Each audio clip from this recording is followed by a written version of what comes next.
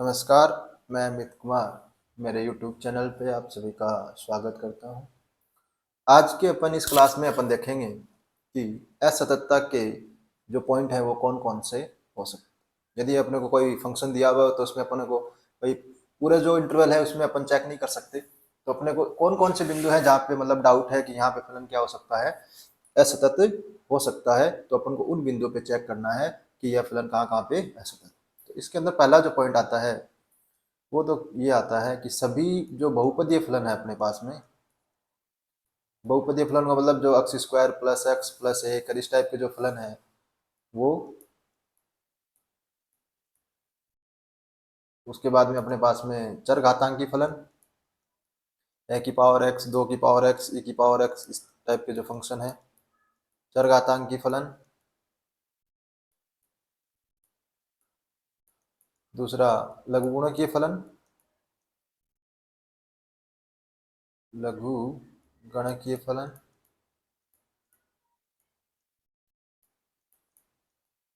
ln x है, ln के आधार यदि लोग का आधार 10 ले लें तो उसका है, तो इस टाइप के जो फंक्शन है। त्रिकोणमिति अपने पास में जो फंक्शन है, त्रिकोणमिति फंक्शन। प्रतिलोम त्रिकोणमिति फलन, प्रतिलोम त्रिकोणमिति फलन।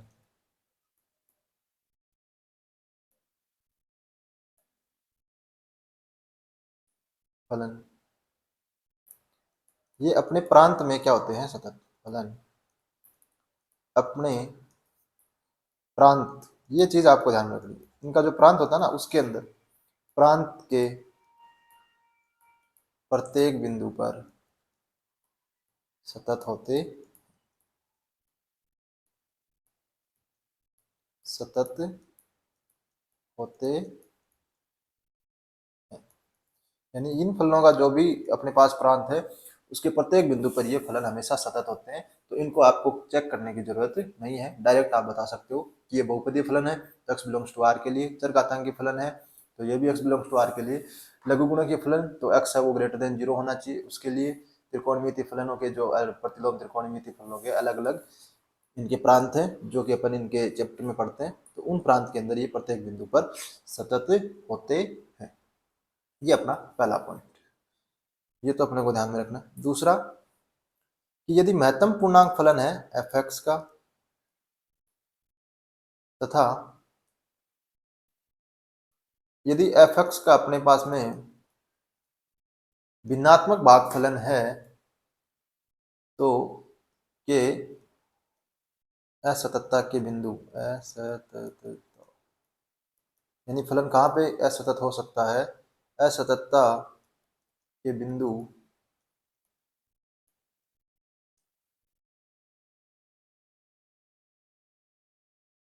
एफ एक्स जहां पर पूर्णांक होगा। ये पूर्णांक के अंदर ही क्या करते हैं अपनी परिभाषा चेंज करते हैं, तो एफ एक्स जहां पूर्णांक होगा, पूर्णांक यानी इंटीजर वैल्यू लेगा, वो इंटीजर वैल्यू जहां पे लेगा वहां पे अपने को चेक करना होगा वो पॉइंट असततता के बिंदु हो सकते हैं, होंगे ऐसा जरूरी नहीं है, हो सकते हैं। वहां पे अपने को चेक करना जहां एफ एक्स पूर्णांक होगा वहां चेक करेंगे, वहां जांच करेंगे अपन, वहां पे जांच करेंगे कि फलन है वो असतत होगा या नहीं होगा। तो जहां भी आपको महत्तम पूर्णांक फलन या फ्रैक्शनल पार्ट फलन आपको मिल जाता है तो आप असततता के लिए कि ये बिंदु असततता हो सकते हैं कि यहाँ पे फलन असतत हो, तो उसके लिए आप वो पॉइंट देखोगे जहाँ पे एफ एक्स है वो पूर्णांक बन रहा हो, तो और बाकी जो पॉइंट है वहाँ पे आपको चेक करने की जरूरत नहीं है। एक एग्जांपल इस पे अपन डिपेंडेंट देख लेते हैं कि यदि अपने पास में एफ एक्स बराबर ये दिया हुआ है 2x प्लस 1 और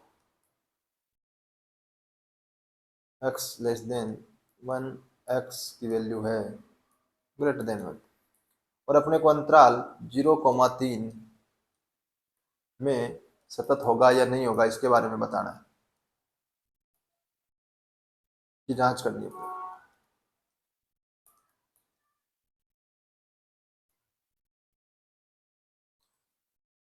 तो देखिए इस अंतराल के अंदर आप देख रहे होंगे कि आपको जांच कहाँ कहाँ करनी पड़ेगी। तो ये इसके अंदर आ रहा है आपके पास पूर्णांक आ रहा है 1, पूर्णांक आ रहा है 2 और पूर्णांक है 3 और पूर्णांक है 0। तो ये 4 बिंदु अपने पास में है जिन पे अपने को चेक करना पड़ेगा। अब 0 पे आप चेक करोगे तो 0 पे वैल्यू x से छोटी यानी कि 2x प्लस 1 है। तो 2x प्लस 1 है वो तो क्या है, बहुपद फलन है। तो बहुपद फलन तो हमेशा क्या होते हैं, सतत होते हैं। तो ये तो क्या होगा, सतत से हट गया क्योंकि यहाँ पे तो बहुपद फलन है तो सतत ही होगा। x बराबर 1 पे आप देखेंगे तो 2x प्लस 1, एक से थोड़े से छोटे पे आप वैल्यू निकालेंगे f1 माइनस, तो वो हो जाएगा 2x प्लस 1 यानी कि 3। f1 से थोड़े से बड़े पे आप वैल्यू निकालोगे तो वो हो जाएगा x का महत्तम पूर्णांक, और 1 से थोड़े से बड़े का महत्तम पूर्णांक फलन 1 होता है। तो यहाँ पे ये दोनों वैल्यू बराबर नहीं है, बराबर नहीं है तो x बराबर 1 पर फलन सतत भी नहीं है। बात कर लेते हैं अपन 2 पे। तो f जब 2 प्लस पे आप वैल्यू निकालोगे, 2 प्लस पे ये महत्तम पूर्णांक फलन x ही आएगा, और x महत्तम पूर्णांक फलन कभी भी परिभाषित इंटीजर पे क्या नहीं होता, लिमिट डज नॉट एग्जिस्ट। क्यों, 2 प्लस पे इसकी वैल्यू आएगी, इसकी वैल्यू आप 2 प्लस पे निकालोगे तो वो आएगी 2। यदि इसकी 2 माइनस पे निकालोगे तो 2 माइनस का मतलब 2 से थोड़ी सी छोटी संख्या, तो 2 से माइनस थोड़ी छोटी यानी 1.99, और इसका महत्तम पूर्णांक फलन 1 के बराबर आएगा। दोनों बराबर नहीं है इसलिए ये सतत नहीं होगा। फिर अपन x बराबर 3 पे चेक करेंगे। तो x बराबर 3 इसका सीमांत बिंदु है, तो सीमांत बिंदु है तो अपने को 3 से छोटे पे चेक करना पड़ेगा। Limit x tends to 3 minus, और 3 माइनस पे जब आप चेक करोगे तो 3 से छोटे संख्या का महत्तम पूर्णांक फलन होता है वो होता है 2, और 3 पे जो महत्तम पूर्णांक फलन होता है वो होता है 3। तो फलन की वैल्यू है वो इसके बराबर नहीं है, तो x बराबर 3 पे भी फलन सतत नहीं होगा। तो यानी कि 1, 2 और 3 इन बिंदुओं पर यह फलन सतत नहीं। आप समझ गए होंगे कि जब भी आपके पास महत्तम पूर्णांक फलन या फ्रैक्शनल पार्ट फलन दिया हुआ होता है तो वो फलन वहाँ पे असतत हो सकता है जहाँ पर ये x यानी fx है वो पूर्णांक वैल्यू ग्रहण कर रहा हो, यानी पूर्णांक बन रहा हो, वो वैल्यू उसके लिए असततता के पॉइंट होंगे। लेकिन वो पॉइंट असतत हो ऐसा जरूरी नहीं है, वहाँ पे अपन चेक करेंगे कि ये जो वैल्यू है वो असतत हो भी सकता है और सतत भी हो सकता है। तो इस तरीके से आप वैल्यू कैलकुलेट कर सकते हो। दूसरा तीसरा इसमें पॉइंट ध्यान में रखना है कि जहां पर fx अपनी परिभाषा बदल रहा हो, यदि fx है वो अपनी परिभाषा बदल रहा है उन बिंदुओं पर सतत है या नहीं है उसकी अपन क्या करेंगे, जांच करेंगे कि यहाँ पे फलन सतत है या नहीं। यानी जहाँ पे फलन अपनी परिभाषा चेंज करता है वहाँ पे अपने को चेक करना होता है कि ये फलन यहाँ पे सतत हो सकता है, यहाँ पे नहीं होगा। क्वेश्चन देख लेते हैं अपन। यदि अपने पास में fx अपने पास में डिफाइन कर रखा है 2x plus 3, x plus 1, x plus 2, -3 से लेके इस फलन की वैल्यू है x की वैल्यू -2, -2 से लेके इस फलन की वैल्यू है ये, और जब x की वैल्यू 0 के बराबर है तब इसकी वैल्यू है। तो आप देख रहे होंगे x बराबर -2 पे ये फलन कभी छोटे पे वैल्यू ये ले रहा है, बड़े पे ये ले रहा है, यानी x बराबर -2 पे वैल्यू फलन की चेंज हो रही है, परिभाषा चेंज कर रहा है। x बराबर 0 पे ये फलन है वो भी परिभाषा चेंज कर रहा है। तो अपने पास में इसके असततता के बिंदु हो सकते हैं 0 और -2। ये भी हो सकते हैं, अपने को इन पे क्या करनी पड़ेगी, जांच करनी पड़ेगी।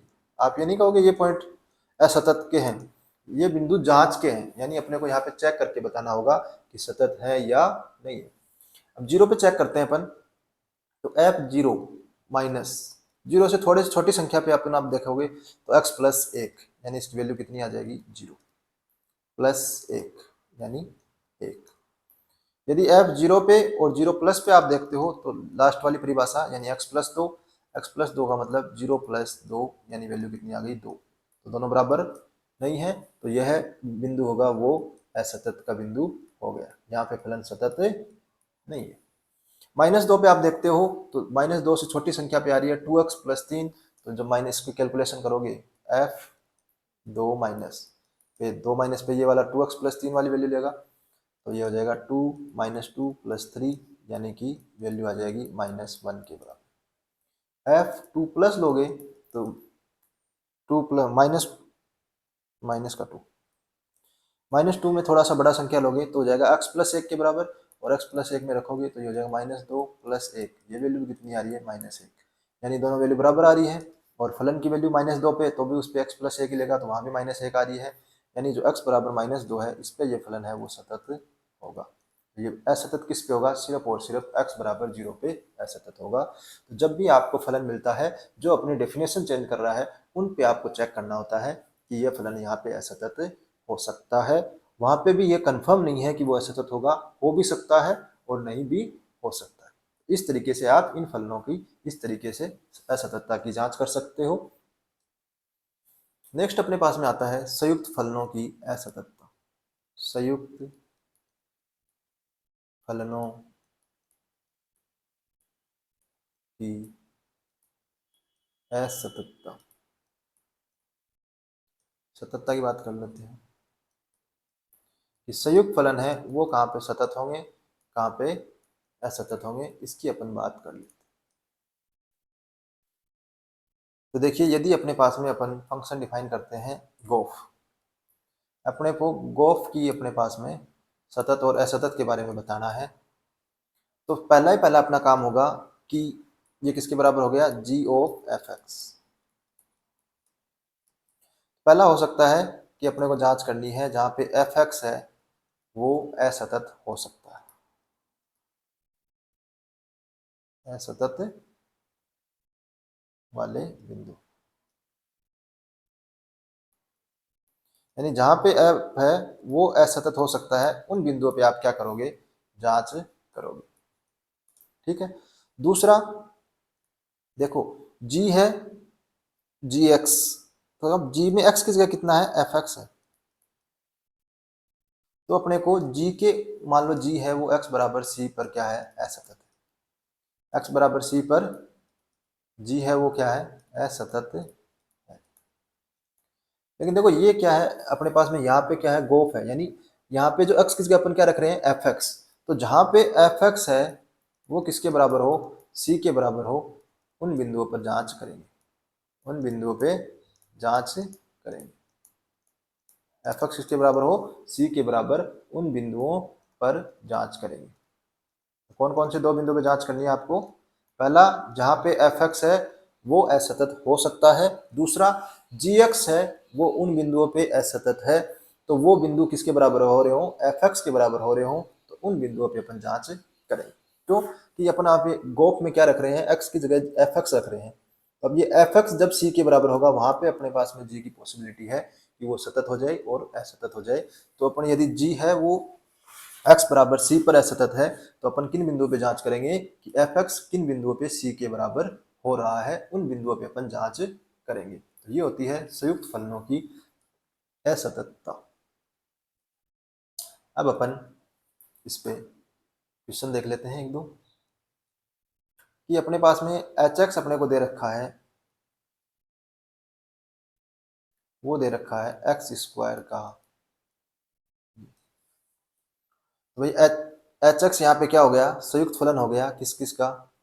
यदि अपन ने जी एक्स ले लें अपने पास में महत्तम पूर्णांक फलन, और एफ एक्स ले लें अपन एक्स स्क्वायर,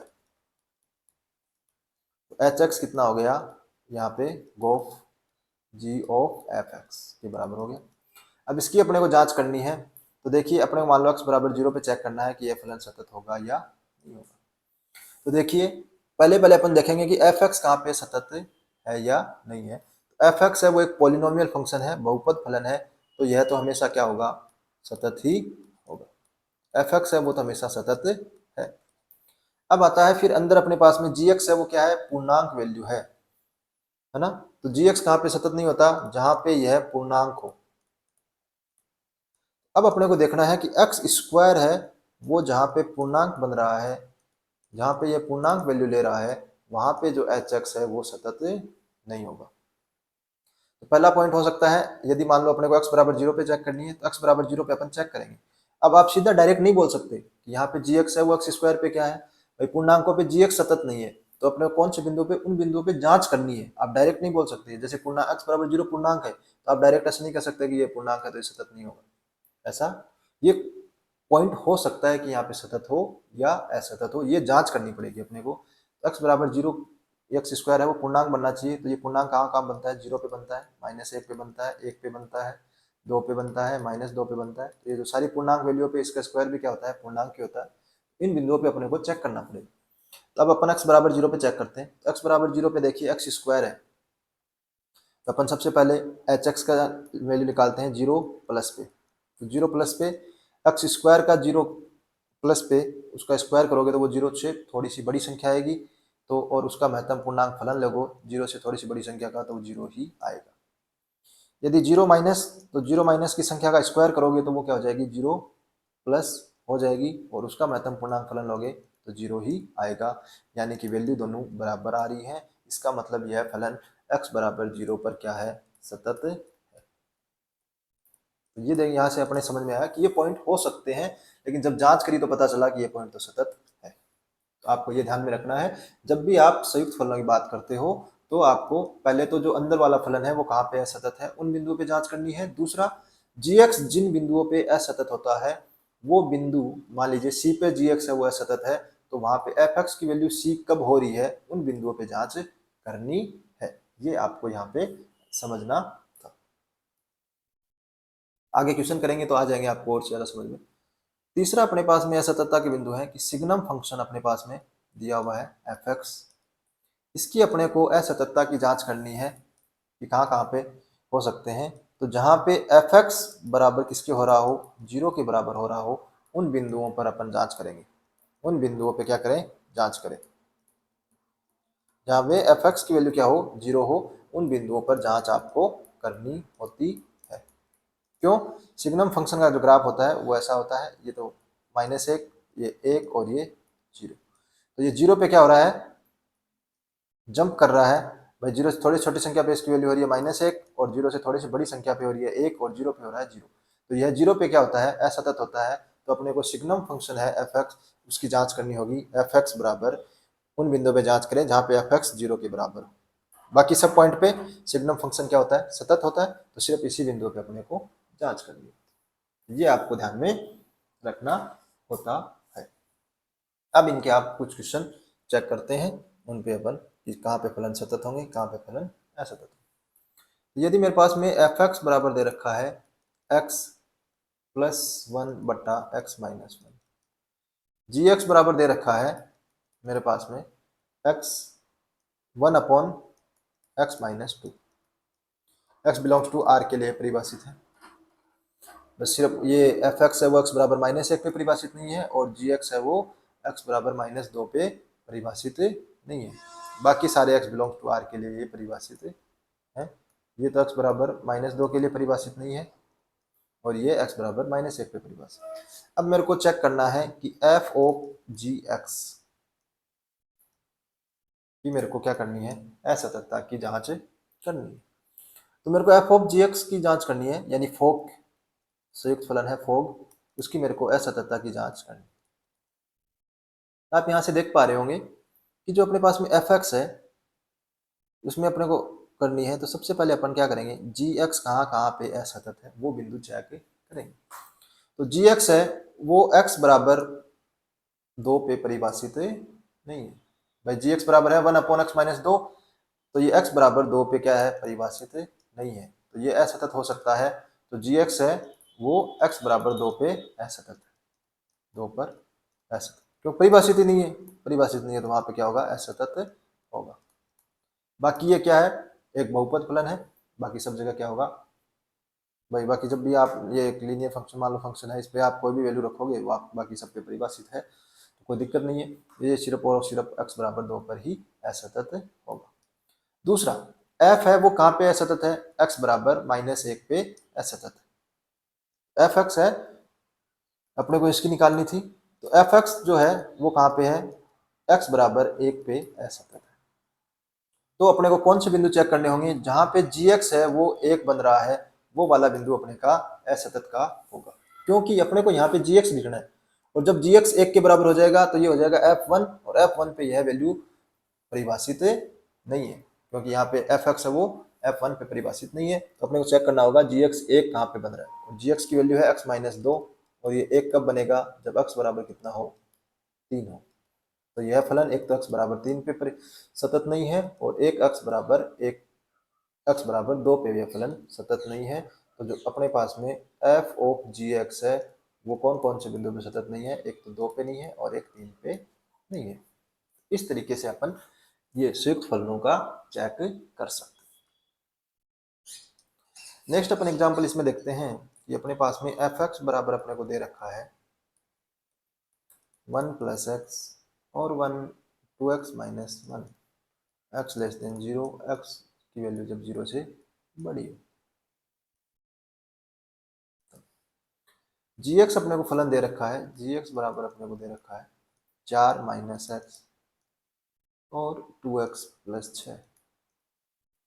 देखो मैं असततता के बिंदु ही बता देता हूँ आपको, बाकी कैलकुलेशन तो आप कर सकते हो, क्योंकि कैलकुलेशन करने में ज़्यादा मेरे हिसाब से कोई प्रॉब्लम नहीं है, क्योंकि सततता के अंदर जो लिमिट वाली चीजें हैं, लिमिट तो अपन ने पहले निकालना सीख लिया है। तो अपने को यहाँ पे जो सतत वाले जो पॉइंट है वो ध्यान देखो। मैथ का एक खासियत होती है, मैथ हमेशा चलती है सीक्वेंस से।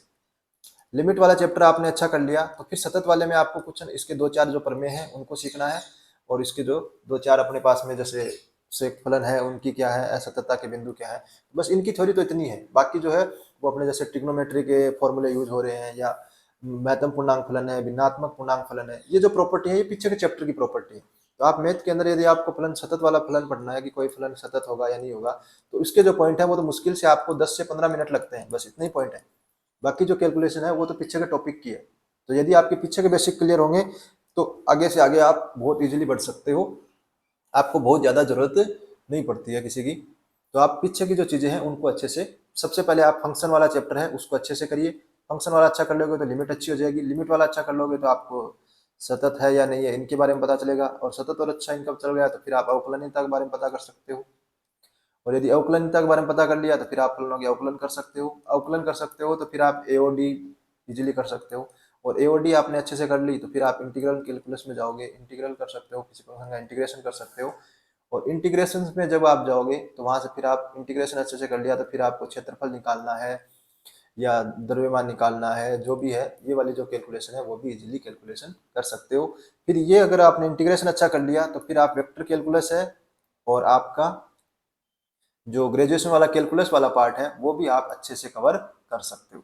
तो देखिए एक चीज से आपको स्टेप बाय स्टेप बढ़ोगे तो ये सारे जो चैप्टर हैं वो एकदम अच्छे से क्लियर हो जाएंगे, और इनमें आपको रटना नहीं पड़ेगा, ये आपको चीजें समझ में आने लग जाएगी। तो इस तरीके से आपको आगे बढ़ना है कि पीछे की चीजें हैं वो आप अच्छे से कवर करो। फिर देखो ज्योमेट्री वाला पोर्शन आता है, उसमें यदि आपने 2D 3D अच्छे से यहाँ से कवर कर ली तो फिर आप ग्रेजुएशन वाली पोलर वाली 2D आराम से अच्छे से कवर कर सकते हो, और 3D है वो भी अच्छे से कवर कर सकते हो। फिर ये वाला पोर्शन आपका अच्छे से क्लियर हो जाता है। और यदि आपने परमुटेशन, कॉम्बिनेशन, बाइनोमियल और प्रोबेबिलिटी और स्टैटिस्टिक्स ये वाला पोर्शन कवर कर लेते हो तो इनका एक दूसरे से आपस में रिलेटेड चीजें हैं तो आप इनको भी अच्छे से कवर कर सकते हो। तो आगे से आगे फिर चीजें बढ़ती, फिर आप जब भी रियल एनालिसिस पढ़ोगे, आप अलजेब्रा पढ़ोगे तो उनमें भी सारा यही फंक्शन वगैरह इन सब का क्या होता है, यूज होता रहता है। जैसे अलजेब्रा में सेट थ्योरी की काफ़ी प्रॉपर्टी होती है, तो ये जो सब कैलकुलेशन है वो पीछे की अपने आगे से आगे काम आती जाती है। और फिर आगे कॉम्प्लेक्स एनालिसिस पढ़ोगे तो उसमें भी आपके पीछे की जो चीज़ें हैं वो आपके काम आएंगी। तो ये है मैथ का प्रोसेस कि आपको सबसे पहले फंक्शन चैप्टर को अच्छे से पढ़ना चाहिए। तो एफ एक्स और जी एक्स अपने पास में दिए हुए हैं, और मेरे को आपको एफ ऑफ जी एक्स के बारे में टिप्पणी करनी है कि यह फलन कहाँ कहाँ पे। देखो सबसे पहले तो मैं चेक करूंगा कि जी एक्स है वो कहाँ पे असतत हो सकता है। तो जी एक्स परिभाषा चेंज कर रहा है एक्स बराबर -1 पे, तो यहाँ पे एक्स बराबर -1 पॉइंट है, उस पर मेरे को चेक करने की जरूरत है। दूसरा कि एफ एक्स है वो अपनी परिभाषा चेंज कर रहा है 0 पे, तो एफ एक्स है वो 0 पे क्या हो सकता है, असतत हो सकता है। तो मेरे को चेक करना पड़ेगा कि जी एक्स है उसकी वैल्यू 0 कहाँ पे हो रही है। ये 2 पॉइंट मेरे पास में होंगे जहाँ पे मेरे को चेक करना पड़ेगा।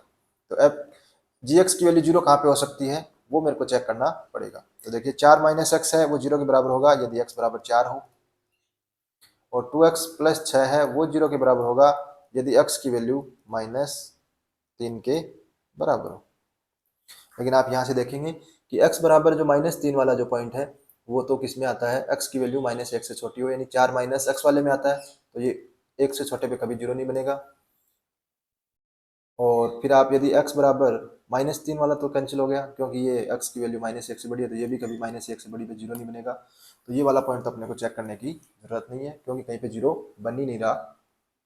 लेकिन x बराबर -1 पे अपने को चेक कर लेते हैं। तो x बराबर -1 पे चेक करोगे तो अपन f ऑफ जी एक्स -1 से थोड़े से बड़ी संख्या, तो आप देखोगे कि -1 से थोड़ी सी बड़ी संख्या पे वैल्यू जी एक्स की वैल्यू हो गई 2x प्लस 6। तो इस पर जी एक्स की जो वैल्यू हो गई वो हो गई 2x प्लस 6, और इसके अंदर आप -1 रखोगे तो ये वैल्यू हो जाएगी -2 और 6 कितनी हो गई 4। तो अपने पास वैल्यू किसके बराबर आ जाएगी, f4 के बराबर। और f4 पे ये वैल्यू कितनी हो रही है, 0 से बड़ी है यानी 2x माइनस 1। तो f4 की वैल्यू हो गई 2x की जगह 4 माइनस 1 तो बराबर हो गई 7। 4 दूनी 8 तो 1 7। फिर अपन फोग किस पे निकाल रहे हैं, हाँ एक्स बराबर -1 पे। तो -1 से माइनस पे वैल्यू चेक कर लेते हैं। तो -1 से छोटी संख्या पे जी एक्स की वैल्यू होगी 4 माइनस एक्स, -1 से छोटी संख्या पे हो गई 5। तो ये वैल्यू आ जाएगी f5। भाई जी की वैल्यू होगी ना x माइनस 4 माइनस एक्स है, और इसमें आपने क्या रखा 4 -1 रखा, तो -1 माइनस प्लस एक की वैल्यू 5 होगी। f5 की वैल्यू कैलकुलेट करेंगे, f5 का मतलब 0 से बड़ा, तो ये हो गया 2 5 माइनस 1, तो ये कितनी आ गई 9। दोनों वैल्यू बराबर नहीं आ रही है, तो यह फलन x बराबर 0 पे, x बराबर -1 पे सतत नहीं।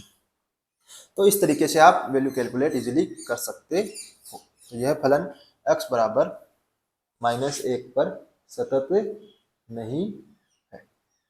तो इस तरीके से आप इन फलन की कैलकुलेशन कर सकते हो। तो ये आपका असततता के बिंदु हो गए जिन पे आप अलग अलग इनकी कैलकुलेशन कर सकते। नेक्स्ट इसके अंदर अपने पास में आती है मध्यमान प्रमेय। मध्यमान प्रमेय, मध्यमान प्रमेय। तो यदि पहली जो आती है कि एफ एक्स अंतराल a, b में सतत फलन है, सतत फलन है तथा एफ ए और एफ बी विपरीत चिन्ह के हैं, यानी एक पे प्लस हो रहा है एक पे माइनस हो रहा है, विपरीत चिन्ह के हैं, तब अपने को एक बिंदु C ऐसा मिलेगा जिसके लिए कम से कम, तब कम से कम एक बिंदु C belongs to a, b में अपने को ऐसा मिलेगा जिसके लिए एफ सी बराबर कितना हो 0, यानी इस एफ एक्स का कम से कम एक मूल है वो इस अंतराल में होगा ही होगा। अब सोच रहे होंगे आप ये ऐसा मैं क्यों कह रहा हूँ, देखिए ज्योमेट्री से समझ लेते हैं। भाई एक एफ ए पे मान लो प्लस की वैल्यू आ रही है, एक जगह माइनस की वैल्यू आ रही है, तो अब ये फलन सतत है यानी ग्राफ कहीं टूटेगा नहीं। तो आप यहाँ इसको जब ग्राफ को मिलाओगे तो कभी ना कभी तो ये एक्स एक्स को क्रॉस करेगा ही। तो जब भी एक्स एक्स को क्रॉस करेगा तो यहाँ पे एक्स की वैल्यू क्या हो जाएगी, इस फलन की वैल्यू कितनी हो जाएगी, किसी एक्स पे मान लो ए है उस पे ये वैल्यू कितनी हो जाएगी, वाई बराबर कितनी हो जाएगी 0। यानी इस फलन की वैल्यू कहीं ना कहीं किसी एक्स पे क्या हो रही है 0, यानी इसका एक अनेक मूल इस अंतराल के अंदर जरूर होगा। दूसरा ऐसे भी हो सकता है कि मान लीजिए इस ग्राफ पे ये हो, तो ये फलन ऐसे भी हो सकता है कि एक बार ऊपर जाए, मतलब एक से ज्यादा बार भी क्या कर रहा हो, एक्स एक्स को कट कर रहा हो, तो एक से ज्यादा मूल है वो भी इसके अंदर हो सकते हैं। ये फलन भी क्या है, सतत है, कहीं भी इसका ग्राफ ब्रेक नहीं हो रहा, लेकिन कम से कम एक बिंदु तो अपने को ऐसा मिलेगा ही मिलेगा जिसके लिए एफ सी बराबर कितना हो 0। दूसरा अपन इसमें पॉइंट देख लेते हैं कि यदि यदि अपने पास में एफ एक्स है वो अंतराल अंतराल ए और बी में क्या है, में सतत है, इस अंतराल में यह फलन क्या है, सतत है, तब तथा एफ ए और एफ बी विपरीत चिन्ह के विपरीत चिन्ह के हैं, तथा के कोई वैल्यू है जो कि एफ ए और एफ बी के बीच में है, इस तरीके से तब कोई ना कोई बिंदु सी है वो इस अंतराल में से ऐसा जरूर मिलेगा जिसके लिए एफ सी बराबर के। क्यों कि आप देख पा रहे होंगे कि ये सतत फलन है तो इसका ग्राफ ऐसा बनेगा। मान लीजिए ये है एफ ए